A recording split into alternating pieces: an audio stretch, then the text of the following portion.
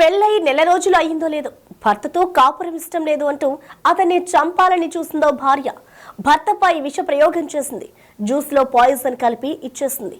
ఇది తాగిన అతను అపస్మారక స్థితికి చేరుకున్నాడు. ప్రస్తుతం హాస్పిటల్లో కొన ఊపిరితో కొట్టుమిట్టాడుతున్నాడు. తమిళనాడులోని కడలూరులో జరిగింది ఈ దారుణం. భర్తతో కాపురం ఇష్టం లేదని ఆ మహిళ చెప్తోంది.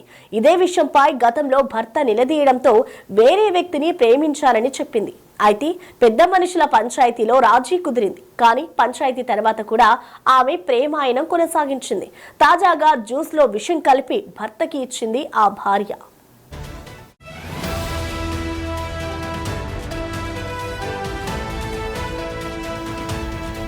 కడలూరు జిల్లాకు చెందిన సుందరమూర్తికి కలయరసన్ అనే కొడుకు ఉన్నాడు. జనవరి 26న పెద్దలు అతనికి ఆర్తి అనే యువతితో వివాహం చేశారు.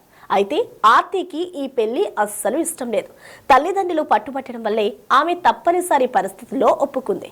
ఆమె పెళ్లికి ముందే ఒకరిని ప్రేమించినట్లు సమాచారం. అయితే ఫస్ట్ నైట్ రోజు ఆర్తి తన ప్రియుడికి వీడియో కాల్ చేయడంతో కలయరసన్ షాక్ అయ్యాడు. కుమార్తెను మందలించమని చెప్పి అమ్మగారింటికి పంపాడు. పుట్టింటి వారు మళ్లీ సర్ది చెప్పి అత్తారింటికి పంపారు. అయితే తన ప్రేమికుడితో ఎడబాటును తట్టుకోలేకపోయిన ఆర్తి ఫిబ్రవరి 20వ తేదీన సాఫ్ట్ డ్రింక్ లో విషం కలిపి భర్త కలయరసన్ కు ఇచ్చింది. దీంతో అతను ఇప్పుడు చావు బ్రతుకుల్లో హాస్పిటల్లో చికిత్స పొందుతున్నాడు. ఈ ఘటనపై కడలూరులోని పుదుచత్తారం పోలీస్ స్టేషన్ లో ఫిర్యాదు నమోదైంది.